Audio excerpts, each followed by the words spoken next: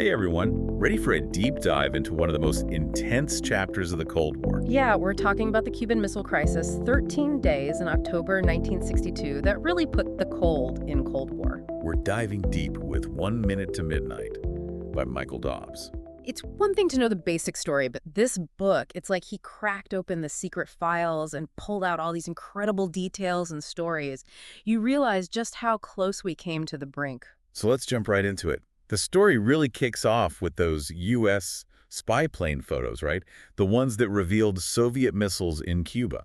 It's actually pretty amazing. Imagine being the analyst who spots those photos, like going through your daily grind, and suddenly you're staring at nuclear missiles 90 miles from Florida. Talk about a shock to the system. The U.S. intelligence community was completely caught off guard. I mean, they knew the Soviets were up to something in Cuba, but nuclear missiles?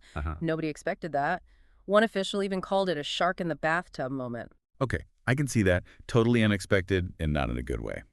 So what happens next? What's the U.S. game plan with this bombshell? Well, inside the Kennedy administration, you've got this immediate clash over how to respond. You've got the hawks, figures like Air Force Chief of Staff Curtis LeMay, who wanted to launch airstrikes on the missile sites right away. LeMay, wasn't he the inspiration for Dr. Strangelove? That's the one. Okay, that definitely paints a picture. Yikes. But he wasn't the only voice in the room, right? Oh, absolutely not. You also had what you might call the doves, people like Robert Kennedy, who's President Kennedy's brother, and they urged a more cautious approach. They pushed for a naval blockade of Cuba instead to stop any more Soviet ships from reaching the island. A blockade. It's a gamble, but I can see the logic, trying to buy some time to figure out a peaceful way out of this mess. Exactly. And one thing Dobbs really captures well is the intense pressure cooker atmosphere of those discussions inside the Kennedy administration. They're arguing strategy, weighing risks, knowing that the wrong move could literally mean global nuclear war. And it wasn't just a war of words, right? I mean, real people were caught in the crossfire of this crisis. Yeah, and Dobbs tells the story of Major Rudolph Anderson Jr., a U-2 pilot. He was flying reconnaissance missions over Cuba during the crisis, and tragically, his U-2 was shot down by a Soviet missile. I remember reading that. What a stark reminder that this was not some abstract geopolitical chess match. Real lives were at stake. It really puts a human face on the whole thing, the fact that people were literally putting their lives on the line every day of that standoff. So while all this is playing out on the world stage, there's this whole secret war happening in the background. The intelligence war, which is a whole other level of tense. Absolutely. And this is where the story of the USS Oxford comes in. It was a Navy ship equipped with incredibly sophisticated listening devices stationed off the coast of Cuba. Basically a giant ear trying to pick up anything the Soviets were saying. Exactly. And we're not just talking about casual chatter here. They intercepted Soviet military communications, political messages, you name it. It was risky as hell, but the information they gathered, it was pure gold for the Americans. So while diplomats are trading messages and making speeches, you've got this whole clandestine world of spies and signals intelligence trying to figure out what the other side is really thinking and planning. Right. It was a game of cat and mouse, but the stakes were incredibly high. And speaking of high stakes, one of the most gripping stories in the book revolves around Soviet submarine B-59. It was lurking beneath the waves, armed with a nuclear torpedo. Oh man, that's getting into like hold your breath territory. What happened with that submarine? Well, the B-59 ends up getting surrounded by U.S. ships. They can't surface without risking getting blown out of the water. And the captain, he's convinced that war has already broken out. He's ready to launch his nuclear torpedo. It was a moment where everything could have gone sideways, like one wrong move and boom. So it stopped him. They were surrounded on the brink of launching a nuke. How did they pull back from the edge? That's where Vasily Arkhipov comes in. He was the second in command on that submarine. Okay, so not the captain, but the second in command. What did he do? Arkhipov, he's the one who really stopped a potential disaster. He argued against launching the torpedo. He pleaded with the captain to wait to get confirmation from Moscow. Wow, talk about nerves of steel. Yeah. I couldn't even imagine being in that situation. The fate of the world, literally, resting on your ability to stay calm under pressure. Right. And Dobbs makes it clear Arkhipov was going against the grain there. The captain, he was ready to go, but Arkhipov convinced him. They surfaced, contacted Moscow, and avoided what could have been, well, unthinkable. It's amazing how one person's judgment, their courage in that moment, could have such a huge impact. It really makes you think about the role of individuals in shaping history. And speaking of individuals, one of the things Dobbs does so well in this book is he really humanizes the key players. Yeah, you're right. I mean, we all know the names: Kennedy, Khrushchev, Castro. But they often seem like figures in a history book, not actual people. Exactly. But Dobbs, he brings out their personalities, their quirks, even their senses of humor. Like, did you know Khrushchev used to joke about seeing American missiles aimed at his dacha? Kind of a dark sense of humor, but still. Wow, it's like, yeah, they're on the brink of nuclear war, but they can still crack a joke. It's a weird mix of terrifying and strangely reassuring at the same time. Yeah, exactly. And then there's Kennedy dealing with chronic pain, popping painkillers while trying to prevent Armageddon. Dobbs describes him pacing the Oval Office, seeking advice from everyone, from his top advisors to White House staff, just trying to find a way through this. It sounds like he was really carrying the weight of the world on his shoulders. He was, and you can feel that in Dobbs's writing. There's this one scene where Kennedy is out on the Truman balcony with his brother Bobby and his speechwriter Ted Sorensen. They're looking out at the Washington Monument, and Kennedy just turns to them and says, "We are very, very close to war." Man, you can practically feel the tension in that moment. Did Dobbs mention if Kennedy, with his famous sense of humor, did he say anything else after that? He did, actually. Dobbs writes that Kennedy lightened the mood a little by following that up with, "And there's not room in the White House shelter for all of us." Only Kennedy. So you've got these huge personalities, these life or death decisions, but at the same time, the Soviets are still shipping military equipment to Cuba. Didn't Dobbs mention something about a freighter called the Alexandrovsk? What was that all about? The Alexandrovsk, that was a whole other level of tense. They were carrying nuclear warheads, enough to make the bombs dropped in all previous wars look like firecrackers. Seriously, they were just casually shipping nuclear warheads across the Atlantic while everyone's freaking out about the missiles already in Cuba. It's like they wanted to add fuel to the fire. The U.S. Navy knew what the Alexandrovsk was carrying, and they were watching it closely. The captain of the ship even had orders to blow it up if it looked like they might be captured. Talk about high-stakes cargo. Did the U.S. ever come close to actually attacking the Alexandrovsk? It was definitely on the table, but luckily it never came to that. But, amidst all the talk of brinkmanship and near misses, Dobbs also highlights some incredible stories of personal sacrifice, like the story of General Issa Playev. He was the Soviet commander sent to oversee the operation in Cuba. Okay, what's so remarkable about him? Well, Playev was seriously ill during the crisis. We're talking gallstones, kidney problems, the works. But he refused to leave his post. He was determined to see the mission through no matter what. Wow, that's some serious dedication.